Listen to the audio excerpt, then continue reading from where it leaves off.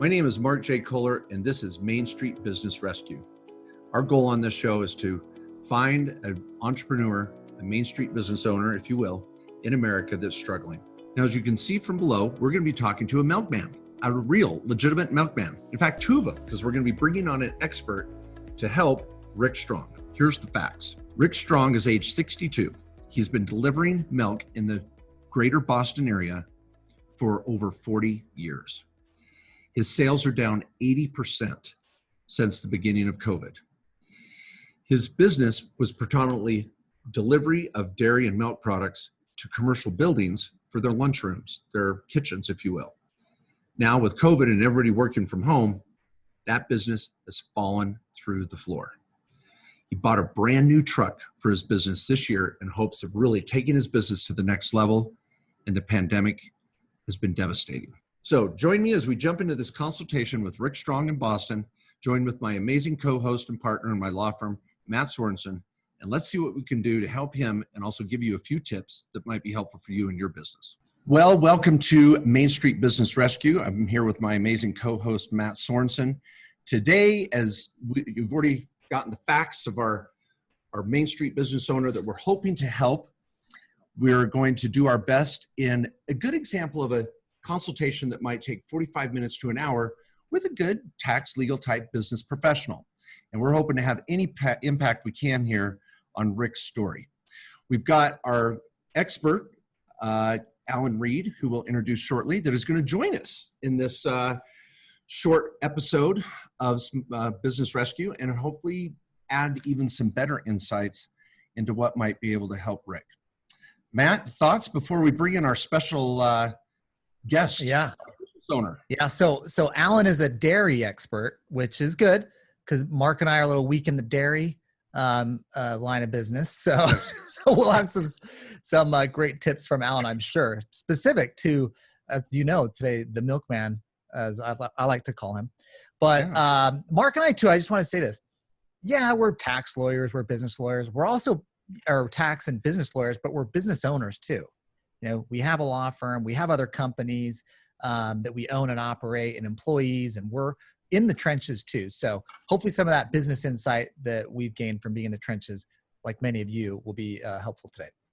Yeah, and we hope that many of you will find a chance to look at or find the opportunity to look at some of our other business rescues that are unique in each one of their ways. And some of them do include IRS problems or some tax savings issues and a big tax bill or some legal exposure and a lawsuit and hiring and firing employees. We have a little of everything. But today is about helping a Main Street business owner that really wants to keep that business open and is struggling. So let's bring in Rick Strong. We're excited to have him here with us. All right. Well, Rick, thanks for joining us for this consultation. You know, it's just between us three. No one else is watching. Yeah, it's attorney-client privilege. This is okay. Yeah. So anything you say, my pleasure. No one's going to hear this. So no, thank you so much. Law, right. Okay. Well, thank you for having me. Well, we want to hear your accent, that Bostonian accent. We're all envious of. We're just Westerners that we just have bad grammar. That's all. But you've got a great accent. Some of my accounts are at Harvard, so I do park the car in the Harvard yard. So there you go. I love it. Yeah. And I'm a huge fan of legal seafood and a good bowl of clam chowder. So I'm just saying, I'm a fan. Okay. Yeah. That's Mark's Boston credentials. So, and he's a Yankees fan too. Oh, okay. All right. Well, all kidding aside, the first question we have for you, and I know Matt was just going to throw this out. We'll keep this moving, but tell us it is not a fun conversation. We understand business is down by 80%. This COVID pandemic has hit you hard, and the commercial companies you were delivering milk and dairy products to have sent all their employees home, and so you have nothing to, no one to deliver to. Tell us how you got in the dairy business to begin with, and how much you love what you're doing, and how this is affecting. It was back in the 80s, early 80s, and I was working construction, and every winter I'd get laid off, and my father had a milk route, and back then it was mostly homes. It was strictly homes, maybe some nursing homes or a few schools, small schools. And I was get laid off every winter, and he was complaining about his vacation driver, and I said, I bet I could do that job. And I was like 22 years old at the time. He said, well, don't say that if you don't mean it. And next thing you know, I was running guys' vacations, and I did that for 3 years. And HB Hood had this franchise where you'd buy the business, you'd buy the territory. And the guy who had the territory I have got a job at the post office, and he came to me. He said, hey, this is a good route. It's Harvard Square, Cambridge, Somerville. It's all, good business. And I'm getting out if you want to buy the route, So I looked into it and borrowed the money from my folks, the down payment, and they financed me. And the rest is history. I've been doing it since 1984. Been on my own since 1984. So, and it's evolved into what started as all homes, turned into office buildings, daycares, private schools. I've had a few private schools. Some of the people have been with me forever, and I still have homes. So now the COVID hits and the governor shuts the state down. Everybody's got to work from home. I still had a few homes left. So I still do get up in the morning and I go and I drop the stuff off at the homes. And some of them have asked me, hey, what else do you sell? So I said, I'll sell whatever you need. You need something, I'll get it for you. So I go out in the morning and then I go to the grocery store and pick up a bunch of stuff and tack it onto their bill, mark it up a little bit, of course. Makes worth my time. And that's how I've managed to keep the wheels rolling on the truck, make the payments and my wife's still working, thank God. So, she handles the insurance. So that's that's basically my story. And when he said you're doing a little podcast on how COVID has affected you, that's how it's affected me. So instead of working 12 hours a day, I work maybe three or 4 hours. Wow. All right.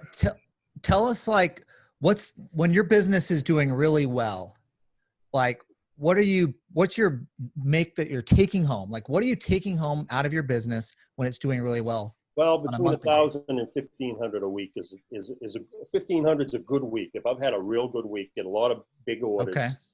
And, if it's a Monday holiday or summertime's a little slower, I'll make $1,000. Is that gross or net? What are we talking? That's what I take home. Okay, that's your take home. So that's your net. Okay, after because you're paying for the milk, you're buying stuff. My milk bill averages $2,500 a week, and then the grocery bill I pay once a month on a credit card, which averages around $15,000. Got it. And now my milk bill's $500 a week, and the credit card bill's about $4,000. So.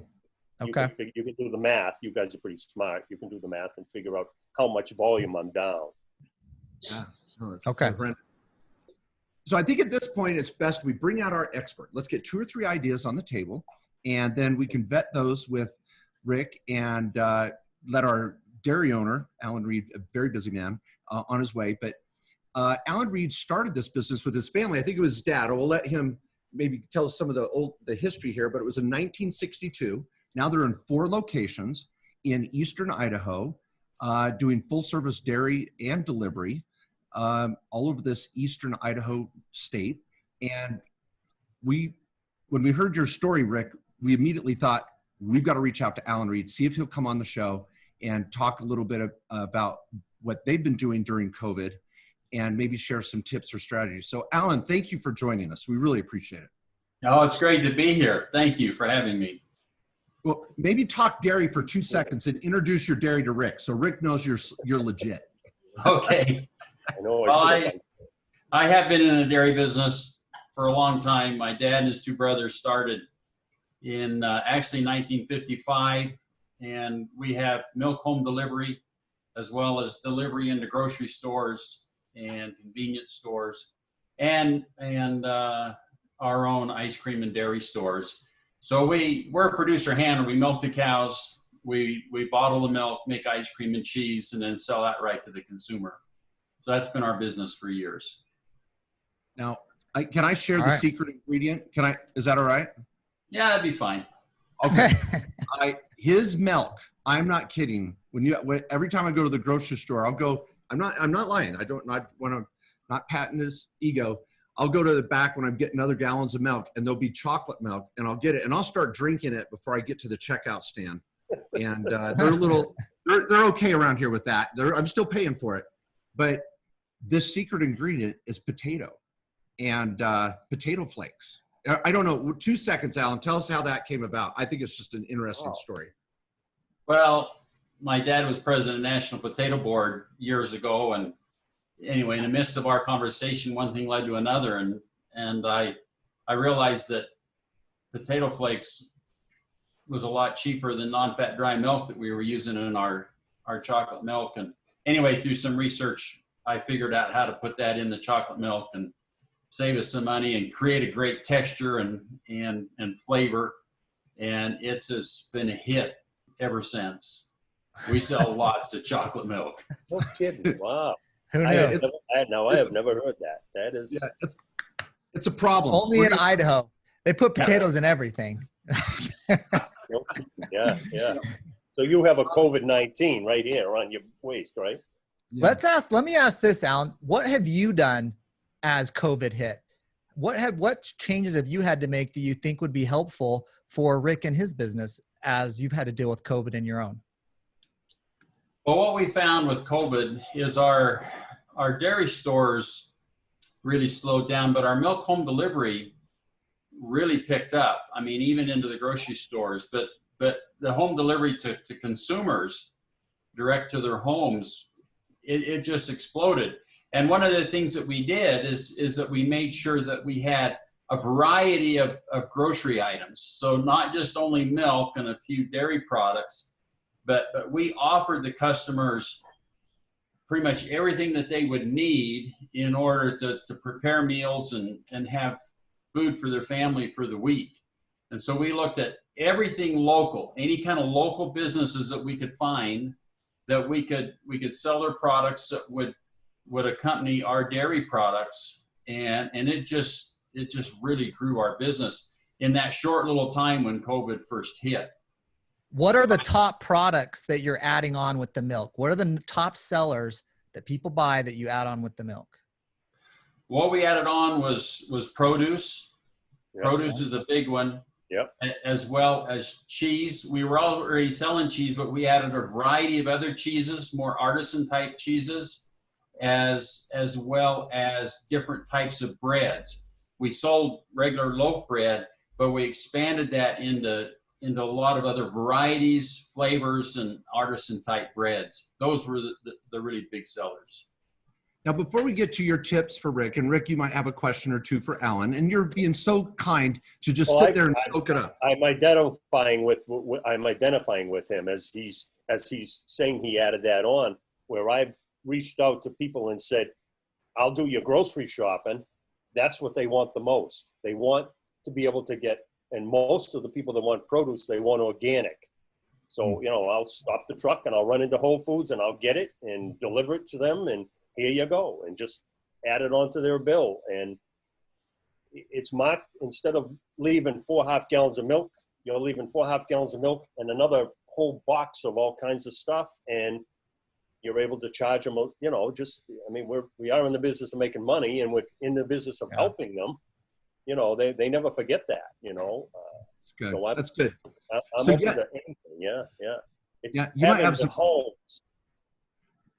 Thank you, Rick. And you might have a question or two here for Alan. I have one more. And then Alan, I think, prepared 2 or 3 tips based on the facts that he's been able to garner here. We'd like to hear it. But the one thing I noticed, and this may be one of the tips, if I'm not mistaken, your website looks very different today than it did 6 months ago. I just went to your website today and it was like, boom, we want to do home delivery for you. I don't remember that being front and center, but maybe I missed that. Is that been a modification? Website. It has been. Yeah, we made it, like you say, front and center. I love it. Okay, so the time is yours, Alan. Tell us what you think. What would you have Rick maybe consider doing right away? Is it okay? I'd like to ask him a couple of questions, if I may. Sure. I can see you. I can hear you. So you deliver HP Hood milk. What has been your biggest challenge of picking up home delivery customers? I don't think the biggest challenge is I don't know how to reach out to people. I had a friend who belongs to the Newton Mothers website page, and she sent out an email blast or a Facebook blast, and I got a ton of calls when this first happened. They wanted questions. They wanted to know, how this worked, and I just put myself out there. I said, whatever you need, I'll get it for you. And I probably had, in the first week, 25 new customers. But after 1 or 2 deliveries, they decided, well, it's, they forget to call you, or, you're only in there 1 day away. And I'm only one guy. I don't have a whole fleet of trucks or anything. So, but that was one thing that worked. But it started to slack off as they started opening up. People want to go and do their own shopping. I have maintained probably 12 to 15 customers out of those 25 or 30 that first inquired. Okay. I think that one of the things that I would recommend is that you have a specific list of products that you have a good feel for that people want. And so you have your product list. So it's more than just saying, what do you want? I'll go get it for you. Okay. Here's what we can provide for you. And here's why, and here's the benefit for you by having us bring these things. And then also every week have a special on one of these items. And not only just have it for, tell the customer, okay, this week we're having this special, but list the specials out for the next month and a half. And so customers are looking forward, think, oh, well, in 3 weeks I can get a dozen eggs for this special price. And that's going to help them stay with you as they look ahead at what your specials are. But I think that will help also if you can develop some type of referral program to where they get some money as well as having a great starter package for those that start. So we give a commission. If someone refers a new customer to us, we pay that customer X amount of dollars every time the customer they refer to us has a delivery for a month. And so they have an interest in keeping that customer having delivery, and they're getting the benefit. Sort of like a notice, tell all your friends type of thing. If you get a so you email out to your customers, put it on. I don't know if you have a Facebook page. We find Facebook really successful, but put a flyer out to all your customers and say, here's the program, and here's what you'll get if you bring people to us. Now, Rick, can I interject and ask a question too? And Alan, if I may, I've been searching here for a little bit. I can't find a website for you. Does that exist? Do you have something? And I apologize. No, not for me. No. Do you have I didn't even know how to use a computer. My brother had to bring it over. So that's my disadvantage. Okay. All right. Do you have a list of all your customers with their first name, last name, phone, and email? If you wanted to do an email.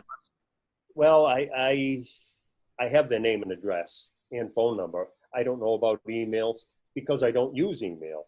I've never had to. I've been once I've gotten a customer and I've made them happy, they've stayed with me almost, like I said, I've been in business 30 something years. I've had some of these customers now, they're old, but I've had them for 30 plus years. And when you get a new one, if you just take care of them, they seem to stay with you. So until this hit, I didn't care if I got any new customers. I was quite happy doing the same customers I had. And all of a sudden the legs got chopped out from under me. Now I wish I knew how to use a computer. Now wish I had a Facebook page or a website or a product list. Things that the new people would ask. You have a product list? No, but I was trying to be nice about it, to each customer. Whatever you need, I'll get it for you. So they'll make a grocery list, text message it to me, and I'll just write it down and get it for them. But I like that suggestion about having the product list. So let me ask this. How do you communicate with your customers then? By text message sometimes? Text message. Most of them text message in. So a lot of them are standard orders. Okay. They have the same standard order every week. And if you go there and they say, hey, do you have a loaf of bread? Yeah, sure. Let me run out to the truck. Do you have eggs? Got it. How do you invoice them? Like, how do they pay? There's three methods. They can pay me COD. They can Venmo. I've opened up a Venmo account. They can Venmo the money. Or I bill them once a month. I have a whole list. This is sort of a carbon copy of an invoice. Okay. And I give them a bill once a month, and they mail me a check to the house. Or okay. All right, Alan, back to you. Thanks. Hey, I appreciate those questions. So, Rick, I'm just going to be really straightforward. If you don't have a website, and if you don't have a Facebook page, and if you don't have a way for those customers to electronically communicate with you and change your orders, the people today, they want to sign up online, they want to change your order online, they don't want to talk to you. I'm glad you said that, because excuse me, most people, they don't even. Years ago, I'd knock on the door and walk in and put it in the fridge, put it on the kitchen table. Hey, how you doing? Now you get to the porch, you leave the milk, and you send them a text message. Milk is here. Thanks. See you next week. And off I go. Because of this COVID, they don't want to even. You walk on the porch, they back up. Yeah. You know? You're right. They don't want anything to do with you. Yeah, they don't mind paying, but. We get 99% of our customers that just sign up online. And until we used to they had to call in to start. We didn't have it able to sign up electronically. When we provided that electronically to them a couple of years ago, our new starts went way up. It just made a whole big difference. And we get more orders if we allow them to change their orders online, do it all at 10 o'clock at night when they're thinking about it. You really have got to get electronically put together. You're right. Grow or go. But like I said, I'm an old school, and my brother, who's a computer whiz, has been after me for years. What are you handwriting your bills for? Why don't you go online and just print them out? But you work all the time, and I never learned to use a computer. So now, Rick, one thing I know before Alan gives you maybe another couple insights, I want to put you at ease in one suggestion, and we've helped a lot of clients in this way. There are probably within your area, certainly in Boston, there are so many colleges and community colleges.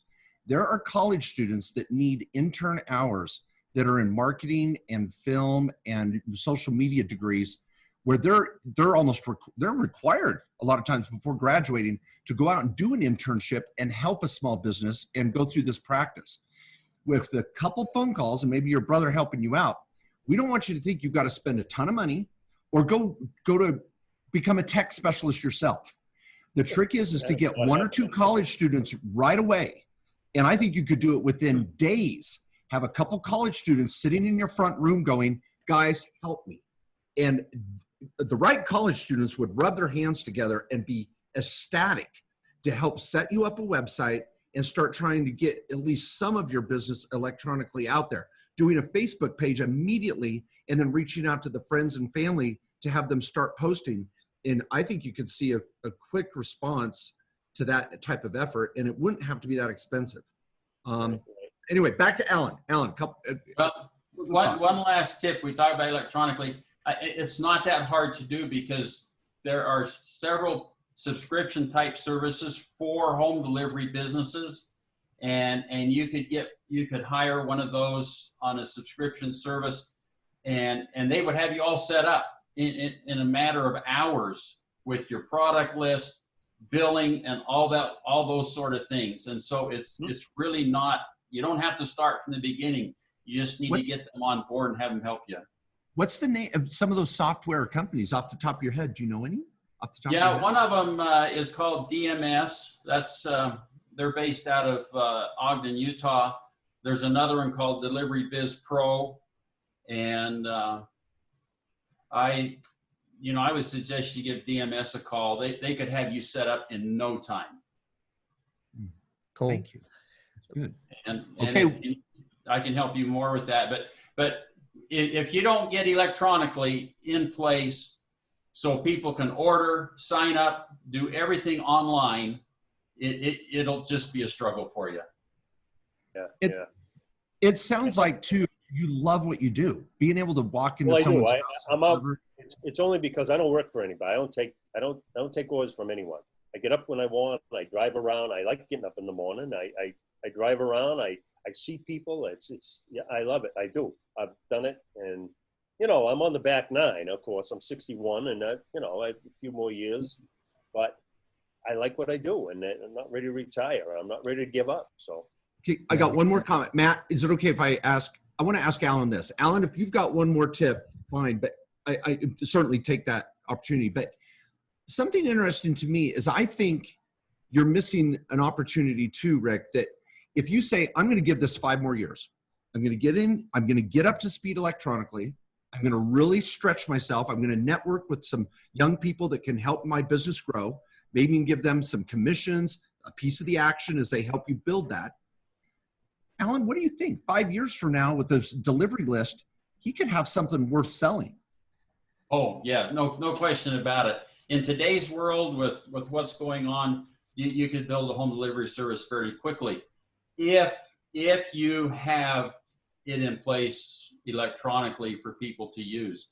The other quick tip, stop billing monthly, bill weekly. And don't have them send you a check, automatically run their credit card. And to do that, you need that software that I just told you about. The other thing is charge a delivery charge. So you have your product price, but also charge a delivery charge for stopping at their home. That'll pay for your truck once you get your customer base up. That covers a lot of the overhead capital expense stuff. But you really have to be successful today in the delivery business. You have to charge a delivery charge as well as billing for your other products. But that weekly bill, run their credit card. Don't mess around with checks. And I'm going to say this, if you don't have their credit card on file that's valid, you don't deliver. Yeah. I mean, you deliver that week, you hit their card. If there's a problem with that card.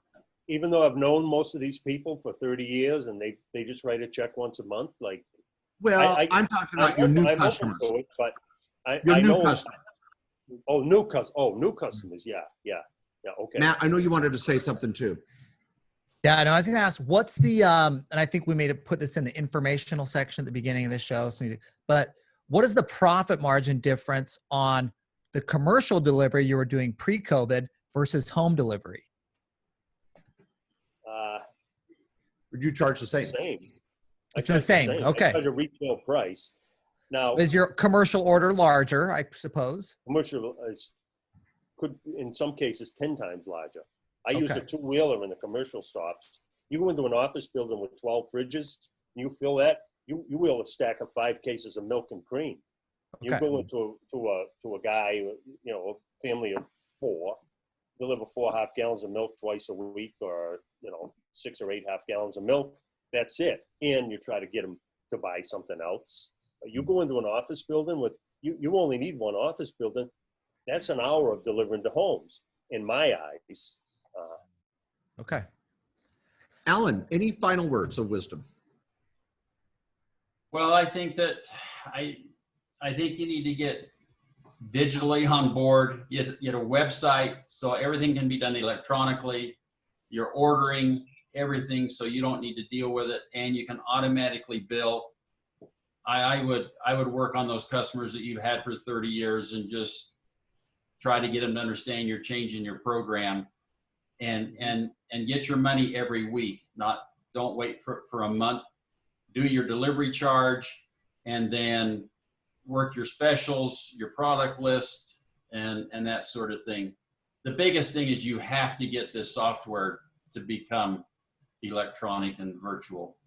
You got to get the volume up. That's the big deal.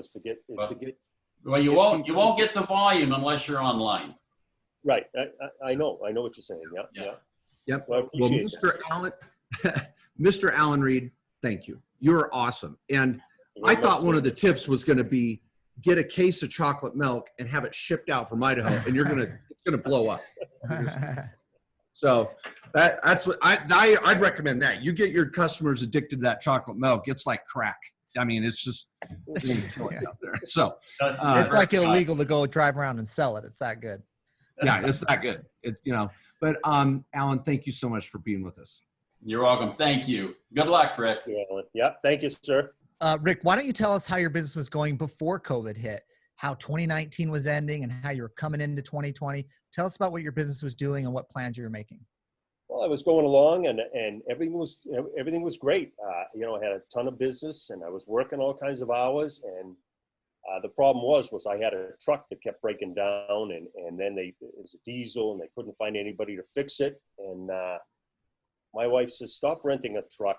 They can't fix it. Just go order a new truck." So I went to the place, and he said, "Yeah, it should be a couple of weeks." But I said, "I'd like to get it before the new year so I can use it as a tax write-off, at least get something out of it." You love that.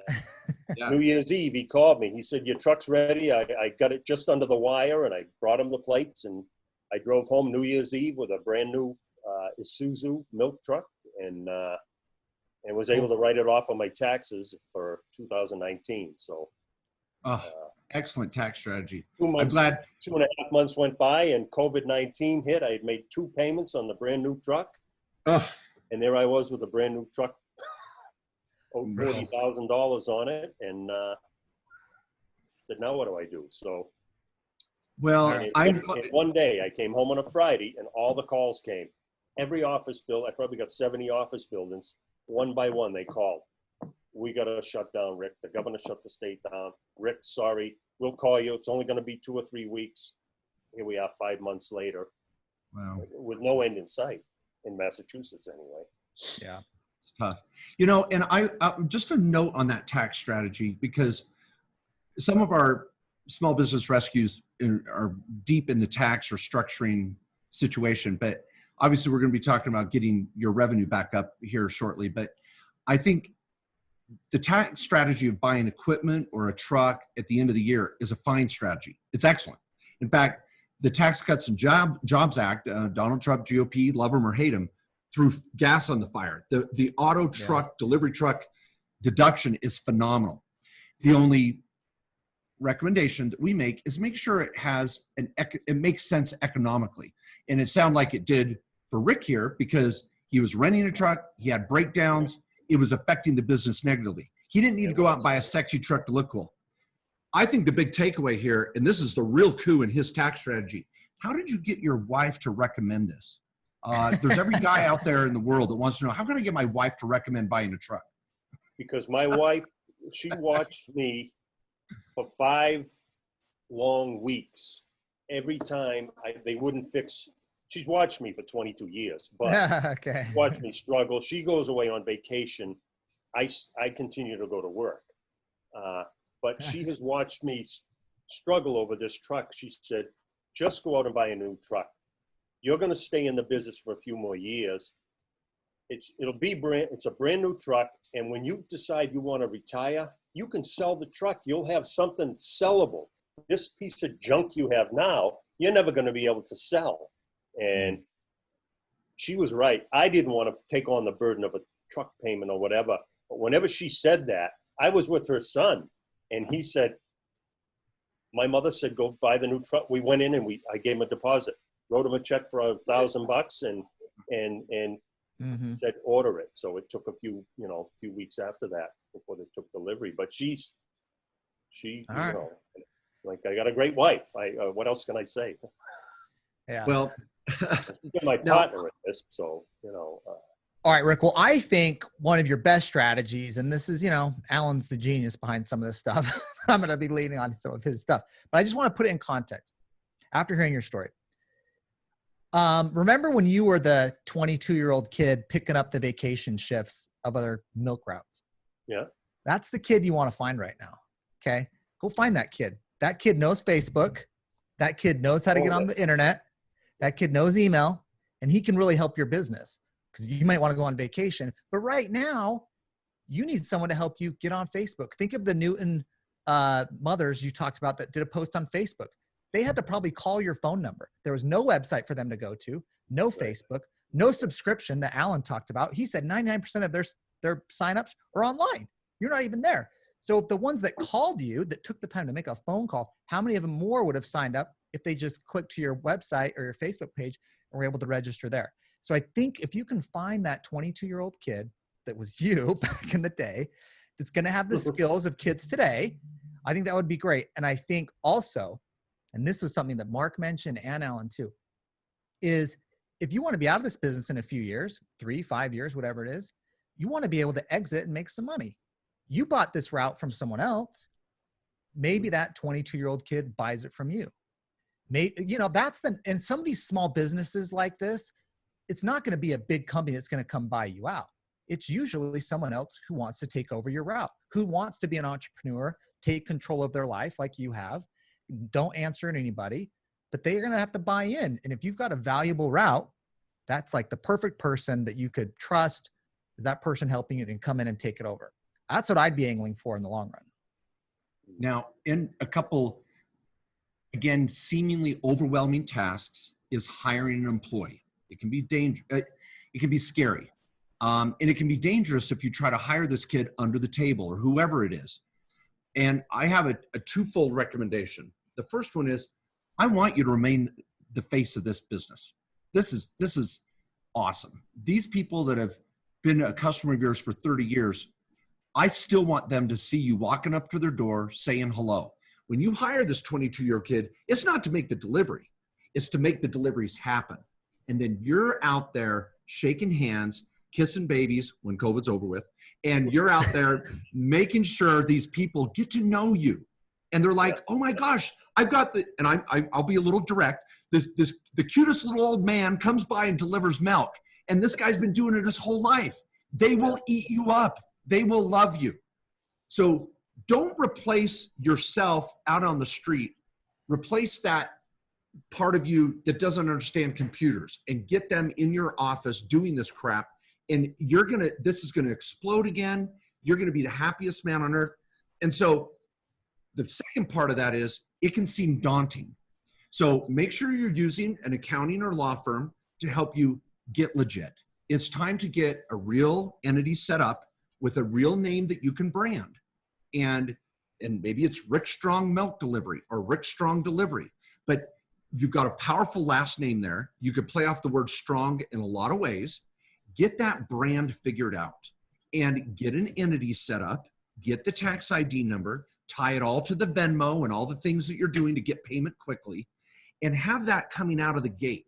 Because if you're going to create something you're going to sell 5 years from now, you want to build the foundation now that it's solid. And then when you have that entity in the next week or two, this doesn't take a lot of money, time, or effort. You're going to get those kids involved. You're going to get your entity set up, and you're going to start that brand. And then when it's time to set up payroll, you call a national payroll company like ADP or whoever. They'll cut the kid a check. They're 20 hours a week, whatever it is. And so again, some of these college students need an internship for free. So I think if you really buckle down in the next month, you're building an empire here that's pretty exciting, and you can do it. All right. Okay, I got one other that I want to throw out to you. And I think this is important. There's different strategies you might want to do now while we're still in COVID and how you're going to market. And again, your marketing has been word of mouth, really, it sounds like. So once you get the website up or you get the Facebook page, what's going to cause the Newton mothers to share your Facebook page or to share your website link where people can go and immediately subscribe? It's the things that you mentioned. People want the organic, right? Talk about how you have an organic box that comes with the milk. It's the box of produce and the most popular things people buy. Talk about that, how you have that on your order that they can pick up as you're delivering them their milk. Talk about how you'll wear a mask when you come up to their door, and so they're feeling that you're being COVID friendly, of course. But then I think when you've built this base right now, during COVID, for getting the subscription service on your website, you're focusing on home delivery because that's what people need right now. Then when commercial opens back up, you've got your commercial base. I mean, you're going to be able to, the commercial customers are the same. they want to find you on the web. They want to get referred to you on the web. They want to sign up and subscribe on the web. And so that commercial business can come back and blossom even more. Now your route's the route that the guy who's got the route next to you and the other franchise wants to buy you out when you retire, because you've got the most valuable route now that has the great locations that you mentioned, but also has a ton of commercial stops in it now. And it could be, again, another thing to build value while increasing your earning power, and also finding a way to exit so you can enjoy retirement. Okay. Rick, again, you've been so patient. I want to see if your brother will stick his face in the camera here. I got an assignment for Mike. Is that all right? Can we get Mike in the camera here? All right. Here he is.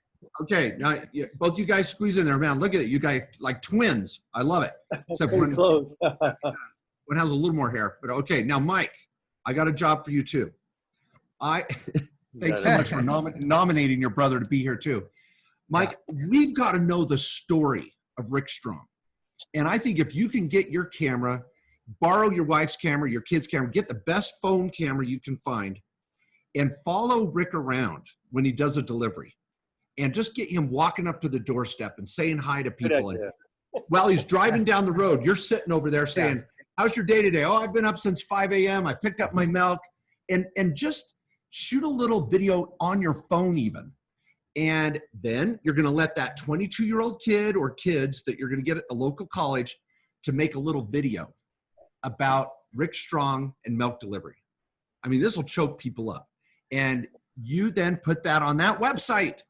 And a website can be so simple. So I don't know, Mike, can you be a camera guy? Can you get that done? I think it'll help. All day long. All right, cool. All right. And I want to see that 2020 new milk truck. Yeah. Well, 2019, but 19, okay. 2019.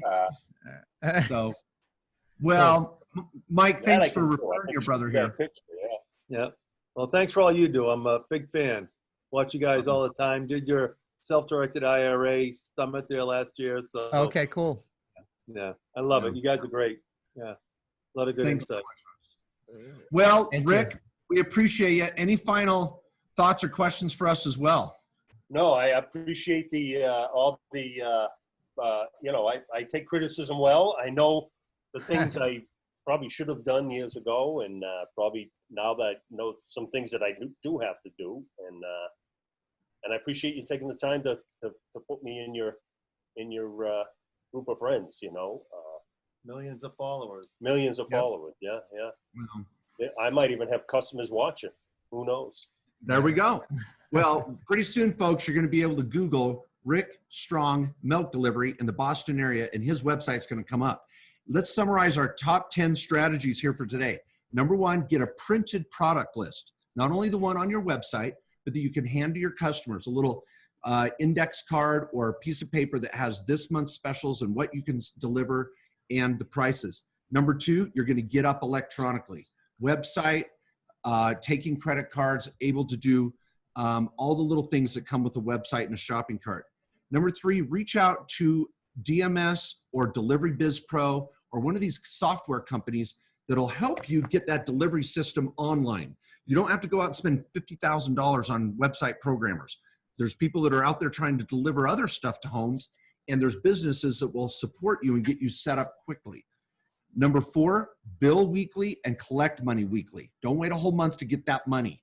Have people's credit cards on file and have their orders subscribed well in advance. Their orders the same every week. You hit their card every week. Number five, implement a delivery charge when you're providing products over and above maybe their subscription, and keep it nominal, but it's going to add up quickly and help pay for other overhead costs. Number six, enlist the help. And I like how Matt called it, that 22-year-old Rick Strong that's out there that wants to have a small business and learn from you, but get 2 or 3 college students that have social media and marketing experience and help them just blow up your business in a good way. Number seven, have an exit strategy. Make a 5-year commitment. I'm going to have 100 or 200 delivery, something I can handle, and that delivery route is going to be worth a value and a dollar amount that you'll be able to sell to an employee or another competing business. Number 8, remain the face of the business. Get out there, shake hands, get a little video of you out there saying hi, and and make sure people understand who Rick Strong is. Number 9, get legit. Let's get an entity. Let's get a tax ID number. You're going to have to implement some payroll for some employees in the office, and that's okay. If you say 5 deliveries pays for an employee, that's okay. Those first 5 deliveries are to pay for that person in the office, and do it legitimately. And then number 10, build, like Matt said, those marketing strategies that are kind of COVID centric are going to create a base that you're going to be able to take with you to the bank when the pandemic's over with. And it'll be over. The lights are going to come at the end of the tunnel. And so if you're implementing strategies now, it's only going to blossom more and add to that base when COVID's over with. We appreciate you, man. Thanks for sharing your time with us. Hey, Matt, take us out. Thanks very much. Yeah, thanks, Rick. Send you a picture of that truck. Yeah, I want to see that. And hopefully we've said a few things here, Alan too, especially, that'll help you keep the wheels moving on that 2019 Isuzu milk delivery truck. So thanks for being here. Of course, everybody can go to mainstreetbusiness.com to learn more about our podcast and other episodes and information and resources we have for small business owners. And thanks, Rick. Thanks, Alan, who came on earlier. And thanks, Mike, for getting Rick on. We appreciate that. Mike put it all together. Thank you. It happened. Take care, guys.